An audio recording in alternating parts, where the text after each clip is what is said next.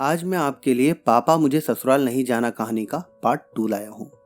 आज की कहानी फिर से उसी ससुराल की है जहाँ पर कनिका ने जाने से पहले ही मना कर दिया था। लेकिन उसकी क्या वजह थी और कनिका ने आखिर ऐसा कदम क्यों उठाया, आज की वीडियो इसी बारे में है। चलिए शुरू करते हैं कहानी को वहीं से। विदाई का समय था। कनिका सबसे लिपट कर बहुत रो रही थी। आखिरकार उसके बचपन की यादों का घरौंदा जो छूट रहा था। इसलिए कनिका ने अपने भाई की तरफ देखा और वो कोने में खड़ा सुबक सुबक कर रो रहा था। उसे चुप करने वाला कोई नहीं था। कनिका अपने भाई के पास जाकर उसे चुप करवाने लगी। तुम कहते थे ना कि जब मैं चली जाऊंगी तब तुम मुझे याद भी नहीं करोगे।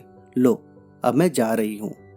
ये सुनकर उसका भाई कनिका से चिपक कर बोला, नहीं दीदी, मत जाओ, मैं कैसे रहूंगा तुम्हारे बिना। इसके बाद दोनों भाई बहन काफी देर तक एक दूसरे को दिलासा देते रहे। इसके बाद कनिका सबसे मिलने के बाद अपने पिता के पास पहुंची, जहां पर खड़े मनमीत जी अपनी बेटी से आंख नहीं मिलाना चाहते थे, इसलिए वो यहाँ वहां मुंह घुमा रहे थे। वो खुद को कमजोर नहीं दिखाना चाहते थे। इसके बाद वो कनिका को गाड़ी में बैठाने के लिए ले जा रहे थे। तभी वहां पास में उनका पति धनुष अपने दोस्तों से बात कर रहा था। उसके दोस्त ने कहा, धनुष यार, सबसे पहले घर पहुंचते ही होटल चलकर बढ़िया सा खाना खाएंगे। यहाँ तेरी ससुराल में खाने में मजा नहीं आया। तभी पास में खड़ा धनुष का छोटा भाई बोला, हाँ भैया, पनीर कुछ ठीक नहीं था और रसमलाई में तो रस ही नहीं था। यह कहकर वो खूब ठाके लगाकर हंसने लगा। कनिका ये सब सुन रही थी, पर उसे विश्वास था कि धनुष इन सबको समझाएगा। लेकिन अचानक उसके कानों में धनुष की आवाज पड़ी, जो कह रहा था कि अरे, हम लोग रास्ते में जब रुकेंगे तब तुम लोगों को जो खाना है खा लेना। मुझे भी यहाँ खाने में मजा नहीं आया, रोटियां तक गर्म नहीं थी। अब तक तो कनिका सब बर्दाश्त कर रही थी, लेकिन जब उसने अपने होने वाली पति के मुंह से ये शब्द सुना तो जो कनिका गाड़ी में बैठने जा रही थी वो वापस मुड़ी और गाड़ी के दरवाजे को जोर से बंद कर दिया और घूंघट हटाकर अपने पापा के पास पहुंची। उसने अपने पापा का हाथ अपने हाथ में लिया और बोली, पापा, मैं इनके साथ पूरी जिंदगी नहीं बिता सकती। मैं ससुराल नहीं जा रही हूँ। मुझे ये शादी मंजूर नहीं है। ये शब्द उसने इतनी जोर से कहे कि सब लोग हक्के बक्के रह गए। सब उसके नजदीक आ गए। कनिका के ससुराल वालों पर तो जैसे पहाड़ टूट पड़ा। मामला क्या था किसी को समझ में ही नहीं आ रहा था। तभी कनिका के ससुर ने आगे बढ़कर कनिका से पूछा, लेकिन बात क्या है बहू?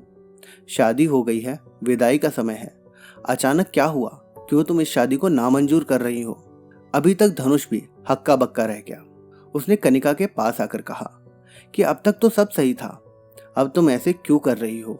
आखिरी समय पर ऐसा क्या हुआ कि तुम ससुराल जाने को मना कर रही हो? कनिका ने अभी भी अपने पिता का हाथ पकड़ रखा था। जिसके बाद कनिका ने ससुर से कहा, पिताजी, मेरे पापा ने अपने सपनों को मारकर हम दोनों भाई बहन को पढ़ाया लिखाया और इस काबिल बनाया। आप जानते हैं कि एक पिता के लिए एक बेटी क्या मायने रखती है। हो सकता है आप ये बात ना समझ सकें क्योंकि आपकी कोई बेटी नहीं है, लेकिन क्या आप जानते हैं कि मेरी शादी के लिए और शादी में बारातियों के आवभगत में कोई कमी ना रह जाए, इसके लिए मेरे पापा पिछले 6 महीने से रात को 2 से 3 बजे तक शादी की तैयारियों की योजना बनाते रहते थे कि खाने में क्या बनेगा, रसोईया कौन होगा। पूरी शादी भर वो सबके सामने हाथ जोड़ जोड़ कर खड़े थे, जैसे एक बेटी को जन्म देकर कोई पाप किया हो। लेकिन बाबूजी, जरा सोचिए कि वो चीज़ जो आपको पसंद है अगर आपसे कोई मांग ले तो आप हिचकिचाने लग जाएंगे, पर एक पिता का जिगर तो देखिए, जो अपने जिगर का टुकड़ा सौंप देते हैं। जिस दहेज को मांगने में लोगों को कुछ मिनट ही लगते हैं, उसी रकम को जुटाने के लिए एक पिता दिन रात मेहनत करता है। लेकिन यहाँ तो मेरे पति को रोटी ठंडी लगी, उसके दोस्तों को पनीर में गड़बड़ लगी, मेरे देवर को रसमलाई में रस नहीं मिला। पर क्या इनको पता है कि ये सिर्फ खाना नहीं है, ये किसी पिता के अरमान और जीवन का सपना होता है। मेरे माता पिता ने कितने सपनों को मारा होगा, तब जाकर बेटी की शादी में बनने वाले पकवानों में स्वाद कई सपनों के कुचलने के बाद आता है। उन्हें पकने में सालों लगते हैं, पर इन बातों पर इनका खिलखिलाकर हंसना मेरे पिता के सम्मान को ठेस पहुंचाने के समान है। इतना सब बोलकर कनिका रो रही थी। बेटी को रोता देखकर कनिका के पिता भी रो दिए।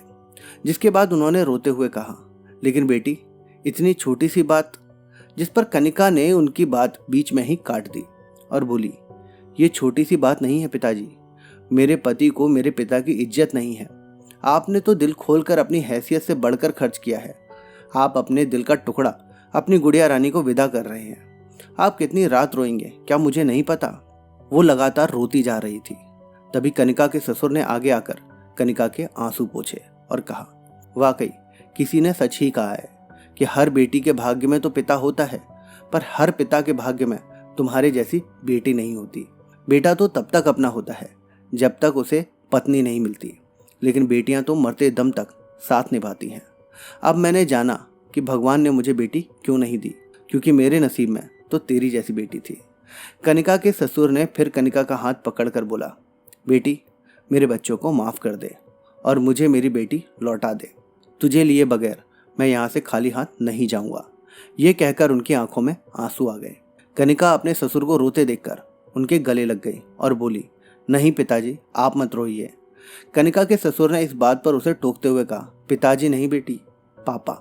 धनुष ने भी आकर मनमीत जी से अपने किए पर माफ़ी मांगी, जिस पर मनमीत जी ने अपने दामाद को गले लगा लिया।